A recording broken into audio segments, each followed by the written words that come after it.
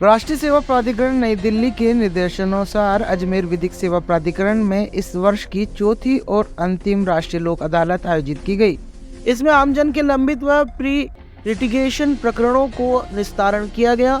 जिला विधिक सेवा प्राधिकरण के सचिव रामपाल जाट ने बताया कि राष्ट्रीय लोक अदालत एक राष्ट्रीय महत्व का विषय है।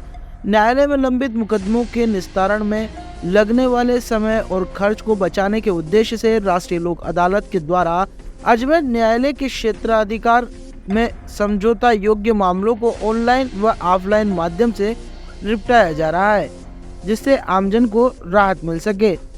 राष्ट्रीय लोक अदालत के अभी तक 1500 से अधिक मामले निस्तारित किए जा चुके हैं। विधिक सेवा प्राधिकरण नई दिल्ली द्वारा इस वर्ष की आज चौथी राष्ट्रीय लोक अदालत है। राष्ट्रीय लोक अदालत एक राष्ट्रीय महत्व का विषय है और इससे आमजन को जो राहत दी जा सकती है वो देने का प्रयास किया जाता है। अक्सर देखा जाता है कि लोग जहां न्याय की बात आती है, राहत की बात आती है, अंततः न्यायालय की शरण लेते हैं। लेकिन न्यायालयों में बढ़ते हुए मुकदमों के अंबार को देखते हुए, वहां पर लगने वाले समय को देखते हुए, वहां पर होने वाले खर्च को देखते हुए, जबकि हिंदुस्तान में 70% जो जनसंख्या है वो गरीबी की हालत में है, महिलाएं हैं, बच्चे हैं, श्रमिक हैं, इन लोगों को न्यायालयों कचहरी इसमें समय लगता है और पैसा भी खर्च करना पड़ता है। अंततः उनका निस्तारण निर्णय जो आता है, इतना समय लगने के पश्चात भी उस उद्देश्य को पूरा करने के लिए राष्ट्रीय लोक अदालत द्वारा एक समझाइश, एक दूसरे के सहयोग, भाईचारे को बढ़ावा देके समाज में शांति को लेकर, सौहार्द को लेकर एक शॉर्टकट तरीके से उनको समझाकर राष्ट्रीय लोक अदालत के द्वारा उनको राहत प्रदान की जाती है, ताकि मुकदमे भी नहीं बढ़ेंगे, मुकदमे का अंतिम रूप से भी निश्चय हो जाता है और समाज में शांति बनी रहती है। सर, इस बार कितने प्रकरण के अंदर राजीनामा भी हुआ और कितना हर साल बढ़ता है? अभी पेंडिंग जो मुकदमे हैं उनमें प्री काउंसलिंग जो चल रही थी उसमें हमने करीबन 1500 मुकदमों का तो हमने कंसेंट प्राप्त कर ली थी।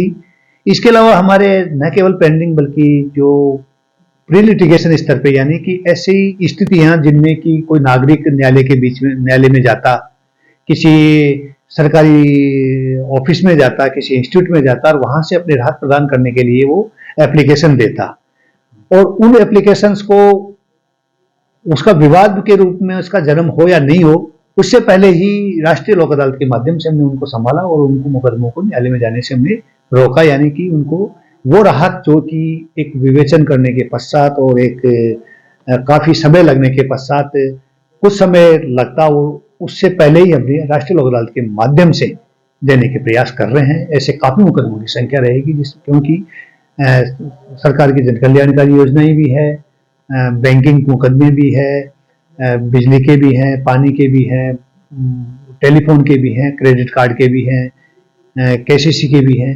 ये ऐसी कई स्थितियां आती है जिनमें कि बाद में लिटिगेशन पैदा होता है, उनको भी हम रोकने का पूरा प्रयास राष्ट्रीय लोक अदालत के मार्फत समझाइश से करते हैं। सर, राष्ट्रीय लोक अदालत इस साल की आखिरी कैंप रहेगा या और भी आगे कैंप रहेगा? इस वर्ष का राष्ट्रीय लोक अदालत का ये आखिरी अवसर है। इसके पश्चात सन 2024 का जो हमारा एक्शन प्लान आएगा उसके अनुसार हम लोक अदालतों का आयोजन करेंगे। ये साधारणतः ये साल में 4 बार लगाई जाती है, जो कि राष्ट्रीय विधिक सेवा प्राधिकरण नई दिल्ली, जो कि माननीय उच्चतम न्यायालय के सुपरविजन में चलती है और माननीय उच्चतम न्यायालय के जो मुख्य न्यायाधीश हैं इसके मुख्य संरक्षक होते हैं और सेकंड जो जज होते हैं इसके चेयरमैन होते हैं। तो अजमेर जिले के कहाँ के मामले इसमें आते हैं? अजमेर जिले में अजमेर मुख्यालय पर जिला विधिक सेवा प्राधिकरण है। इसके अलावा प्रत्येक तालुका पर, सब डिवीजन पर तालुका विधिक सेवा समितियां बनी हुई है।